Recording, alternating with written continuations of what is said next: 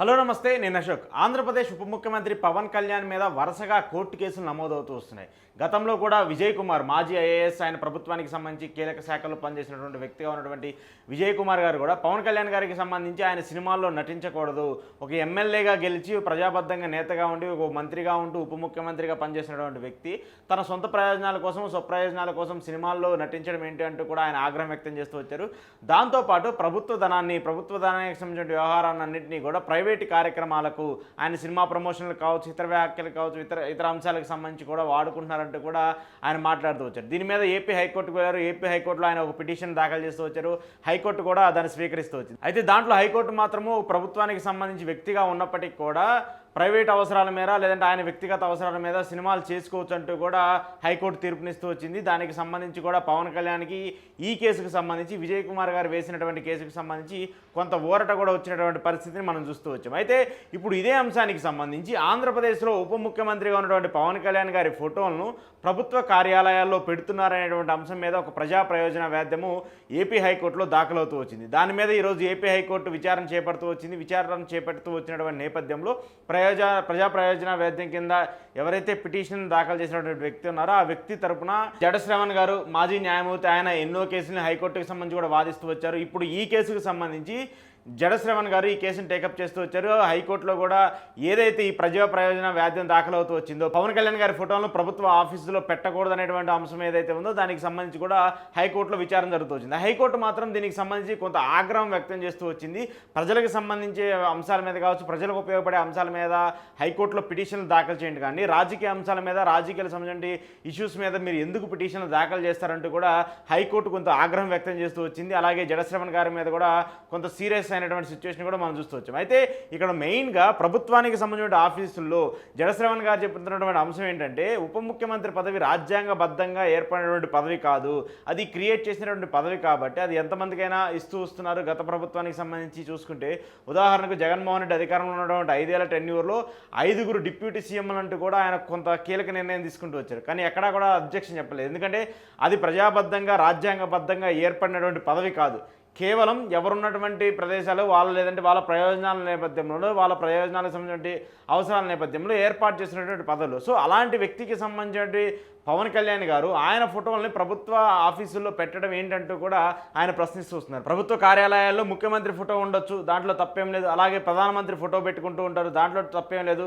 రాష్ట్రపతి ఫోటో పెట్టుకుంటూ ఉంటారు, దాంట్లో తప్పేం లేదు. కానీ ఏదైతే రాజ్యాంగబద్ధంగా లేనటువంటి ఉంటాయో, పదవులు ఉంటాయో, ఉదాహరణకి ఇటు ఉప ముఖ్యమంత్రి లాంటి పదవులు, మళ్ళీ మంత్రి పదవులకు సంబంధించి కూడా చాలామంది మంత్రులు ఉంటారు కాబట్టి వాళ్ళందరి ఫోటోలు కూడా పెట్టుకునే పరిస్థితి ఉంటుంది. కానీ మంత్రులందరూ కూడా వివిధ శాఖలకు సంబంధించి వాళ్ళ శాఖల కార్యాలయాల్లో, వాళ్ళ శాఖలకు సంబంధించిన అంశాల్లో కూడా అక్కడ పెట్టుకుంటారు. కానీ ఐపీఎస్లకు సంబంధించో, లేదంటే ఐఏఎస్లకు సంబంధించో, లేదంటే మిగతా ప్రభుత్వ ఆసుపత్రికి సంబంధించో, ప్రభుత్వ కార్యాలయాలకు సంబంధించో ఏవైతే అక్కడ సేవలు అందిస్తూ ఉంటారో అక్కడ మాత్రము ఉప ముఖ్యమంత్రి పదవికి సంబంధించిన ఫోటోను మాత్రం పెట్టకూడదంటూ కూడా పెద్ద ఎత్తున చర్చ జరుగుతూ వచ్చింది. ఇప్పుడు దీని మీద కూడా ఒక ప్రజా ప్రయోజన వ్యాధ్యం దాఖలైనటువంటి నేపథ్యంలో దీనికి భిన్నంగా హైకోర్టు తీర్పునిస్తూ వచ్చింది. అయితే ఇక్కడ శ్రవణ్ గారు ఏం చెప్తున్నారు, అలా చేయకూడదు కదా, రాజ్యాంగబద్ధంగా లేని పదవిని క్రియేట్ చేసినటువంటి నేపథ్యంలో అక్కడ ఎలా పెడతారంటూ కూడా చర్చకు దారితీస్తూ వస్తుంది. అయితే దీన్ని హైకోర్టు కొట్టివేసినటువంటి నేపథ్యంలో హైకోర్టు తీర్పుని సవాల్ చేస్తూ ఇప్పుడు సుప్రీంకోర్టులో జడ శ్రవణ్ గారు మరొక పిటిషన్ దాఖలు చేయబోతూ ఉన్నారు. ఇది సుప్రీంకోర్టు ఆల్రెడీ గైడ్ లైన్స్ చేస్తూ వచ్చింది. రాజ్యాంగబద్ధంగా లేనటువంటి పదవులకు సంబంధించిన వ్యక్తులు ఎవరైతే ఉంటారో వాళ్ళకి సంబంధించి ప్రభుత్వ ఆఫీసులో వాళ్ళ ఫోటోలు ఉండడానికి వీలు లేదంటూ కూడా గతంలో చాలాసార్లు ఇలాంటి ఇష్యూస్ జరిగినప్పుడు కూడా సుప్రీంకోర్టు ఆల్రెడీ చెప్తూ వచ్చింది. ఇప్పుడు ఏపీ హైకోర్టు మాత్రం దీన్ని కొట్టివేసినటువంటి నేపథ్యంలో ఈ కేసు తప్పు, ఇది రాజకీయ ప్రయోజనాల మీద వేసినటువంటి కేసుగా మేము చూస్తున్నామని చెప్పేసి ఏపీ హైకోర్టు చెప్పినటువంటి నేపథ్యంలో హైకోర్టు తీర్పును కూడా సవాల్ చేస్తూ ఇప్పుడు జడ శ్రవణ్ గారు సుప్రీంకోర్టుకు వెళ్ళబోతున్నారు. మరి సుప్రీంకోర్టు ఏం చెప్తుంది, సుప్రీంకోర్టు ఈ నిర్ణయం మీద ఎలాంటి నిర్ణయం తీసుకుంటుంది అనేది ఇప్పుడు పెద్ద ఎత్తున సర్వత్రా ఆసక్తి నిలగిస్తున్నటువంటి ఒక ప్రశ్న. ఎందుకంటే ఉప ముఖ్యమంత్రిగా పవన్ కళ్యాణ్ గారు, లేదంటే వివిధ శాఖలకు సంబంధించి ఆయన ఆల్రెడీ ఎస్టాబ్లిష్మెంట్ చేసుకుంటూ ఉన్నారు. పంచాయతీరాజ్ శాఖకు సంబంధించి కీలకంగా ఆయన బాధ్యతలు నిర్వహిస్తూ ఉన్నారు. సైన్స్ అండ్ టెక్నాలజీకి సంబంధించి ఆయన బాధ్యతలు నిర్వహిస్తూ ఉన్నారు.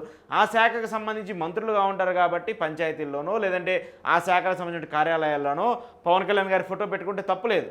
ఎందుకంటే ఆ శాఖకు మంత్రిగా ఉంటారు కాబట్టి. కానీ ఉప ముఖ్యమంత్రిగా ఉంటూ అన్ని ప్రభుత్వ కార్యాలయాల్లో ఆయన ఫోటో కూడా కంపల్సరీ ఉంచాల్సిందని చెప్పేసేటువంటి అంశాన్ని ఎక్కడా లేవనెత్తిస్తూ వస్తున్నారు. అసలు అది లేదు కదా అనేది ఇప్పుడు శ్రవణ్ గారు చేసినటువంటి మెయిన్ ఆర్గ్యుమెంట్. అలాగే ఇక్కడ వీళ్ళు ముగ్గురు కూడా ఇటు బీజేపీకి సంబంధించి, టీడీపీకి సంబంధించి, అలాగే జనసేనకు సంబంధించి 3 పార్టీలు కూడా కూటమిలో ఉన్నారు. కూటమిలో ఉన్నటువంటి భాగస్వామ్యానికి సంబంధించి బీజేపీకి సంబంధించిన వ్యక్తులు ఉన్నారు. సరే, సామరస్యంగా వాళ్ళు ముగ్గురు కూటమిలో ఉన్నారు కాబట్టి వాళ్ళు తమ ఫోటోలను పెట్టుకుంటామంటే కుదరదు కదా. రాజ్యాంగబద్ధంగా ఎన్నుకున్నటువంటి ముఖ్యమంత్రి ఉంటారు. సో రాజ్యాంగబద్ధంగా ఉన్నటువంటి హోదా అది, ఆ పదవి అది.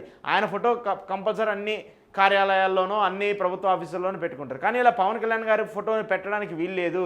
మీరు కూటమిలో ఉన్నారు కాబట్టి, కూటమి సామరస్యంగా ఉండాలి కాబట్టి, పవన్ కళ్యాణ్ గారు హర్ట్ అవ్వకూడదు కాబట్టి, జనసేన మన కూటమిలో మంచి భాగస్వామ్యం మిత్రపక్షంగా ఉంది కాబట్టి ఆయన ఫోటో కూడా పెట్టండి అని చెప్పేసి మీరు ఇష్టం వచ్చినట్టు పెడితే కుదరదు కదా అని చెప్పేసి ఈరోజు జడశ్రవణ్ గారు మాట్లాడుతున్నారు. గతంలో కూడా 5 ఉప ముఖ్యమంత్రులు ఉన్నారు. 5 ఉప ముఖ్యమంత్రులకు సంబంధించిన ఫోటోలను ఏమన్నా ప్రభుత్వ కార్యాలయాల్లో పెట్టారా? లేదు కదా. కేవలం జగన్మోహన్ రెడ్డి ముఖ్యమంత్రిగా ఉన్నారు, ఆయన ఫోటో పెడుతూ వచ్చారు. ఎక్కడా కూడా 5 సంబంధించిన ఉప ముఖ్యమంత్రుల ఫోటోలు పెట్టేటువంటి చరిత్ర అయితే ఎక్కడా లేదు. సో ఇప్పుడు కొత్తగా ఆంధ్రప్రదేశ్కి సంబంధించి ఎందుకు ఇలాంటి పరిణామం జరుగుతుంది, ఆంధ్రప్రదేశ్ సంబంధించి ఎందుకు పర్టికులర్గా ఇప్పుడు ఆంధ్రప్రదేశ్లో ప్రభుత్వ ఆఫీసుల్లో పవన్ కళ్యాణ్ గారి ఫోటో పెట్టాల్సిన వస్తుంది అనేటువంటి అంశం చర్చనీయాంశంగా వచ్చినప్పుడు దాని మీద జడశ్రవణ్ గారు ఆగ్రహం వ్యక్తం చేస్తూ వచ్చారు. అలాగే దీనికి సంబంధించి ప్రజా ప్రయోజనాల వ్యాజ్యం దాఖలవుతూ వచ్చింది. దీని మీద హైకోర్టు కొట్టేసినప్పటికీ కూడా దీన్ని సవాల్ చేస్తే ఆయన ఇప్పుడు సుప్రీంకోర్టు కూడా వెళ్ళబోతున్నారు. మరి సుప్రీంకోర్టులో కూడా మరొక వారంలో పిటిషన్ దాఖలు చేస్తా అని చెప్పేసి జడశ్రవణ్ గారు చెప్తూ వచ్చారు. మరి సుప్రీంకోర్టులో పిటిషన్ దాఖలు చేసిన తర్వాత మరి కోర్టు దాన్ని యాక్సెప్ట్ చేస్తుందా, యాక్సెప్ట్ చేసి దీని మీద విచారించి ఎలాంటి నిర్ణయం వెలువరిస్తుంది, ఎలాంటి తీర్పును వెలువరిస్తుంది అనేది మాత్రము సర్వత్రా ఆసక్తి నెలకొస్తుంది. కానీ పవన్ కళ్యాణ్ గారి మీద వరుసగా ఎలాంటి ఇష్యూస్కి సంబంధించి కేసులు నమోదవుతూనే వస్తున్నాయి. గతంలో సుగాలి ప్రీతికి సంబంధించిన అంశం చూసుకున్నా, లేదంటే మిగతా ఇష్యూస్కి సంబంధించి అంటే వాలంటీర్లకు సంబంధించి వాలంటీర్ల ఉమెన్ ట్రాఫికింగ్ జరుగుతుంది, వాలంటీర్లు అందరూ ఉమెన్ ట్రాఫికింగ్ చేస్తారని చెప్పేసి అంశం ఏదైతే ఉందో దాని మీద కూడా కోర్టుకు వెళ్తూ వచ్చారు. పవన్ కళ్యాణ్ గారు దీన్ని గతంలో ఇలా మాట్లాడారు, ఇప్పుడు దీనికి సంబంధించిన వివరణ ఇవ్వాలని చెప్పేసి కోర్టుకు వెళ్తూ వచ్చారు. అయితే హరిహర వీరమల్లు సినిమాకి సంబంధించి జీవోని వేరేగా పాస్ చేస్తూ ప్రభుత్వానికి సంబంధించిన అంశాలన్నింటినీ కూడా, ప్రభుత్వ చర్యలన్నింటినీ కూడా దుర్వినియోగం చేశారని చెప్పేసి అంశాల మీద మాట్లాడుతున్నారు. ఇప్పుడు మళ్ళీ కొత్తగా ఇప్పుడు ఆయన ఫోటో ప్రభుత్వ కార్యాలయాల్లో పెట్టడం అంశం మీద, ప్రభుత్వ కార్యాలయాలు ఎలా పెడతారని చెప్పేసి దాని మీద నమోదైనటువంటి కేసు కావచ్చు, ఇలా పలు కేసులన్నింటినీ కూడా పవన్ కళ్యాణ్ గారి మీద నమోదవుతూ వస్తున్నాయి. అంటే ఉప ముఖ్యమంత్రి హోదాలో ఉన్నటువంటి వ్యక్తి ఆయన చేసేయాల్సినటువంటి అంశాలు కాకుండా మిగతా అంశాల మీద ఎక్కువగా ఫోకస్ పెట్టడము, వాటి మీద ప్రజలు కొంత ఆగ్రహాన్ని వ్యక్తం చేస్తున్నటువంటి పరిస్థితి అయితే మనకు కల్పిస్తున్నటువంటి నేపథ్యంలో ఇప్పుడు దానికి సంబంధించి ఇలాంటి కేసులన్నీ కూడా నమోదవుతూ వస్తున్నాయి. ఇప్పుడు జడశ్రవణ్ గారు దీని మీద సుప్రీంకోర్టుకు వెళ్తున్నటువంటి నేపథ్యంలో సుప్రీంకోర్టు ఇచ్చేటువంటి తీర్పు మీద ఇప్పుడు సర్వత్రా ఆసక్తి నెలకొంది. మరి సుప్రీంకోర్టు ఎలాంటి తీర్పు ఇస్తుంది, దీనికి సంబంధించి ఎలాంటి రిజల్ట్ వస్తుంది అనేది మాత్రం చూడాల్సి ఉంది.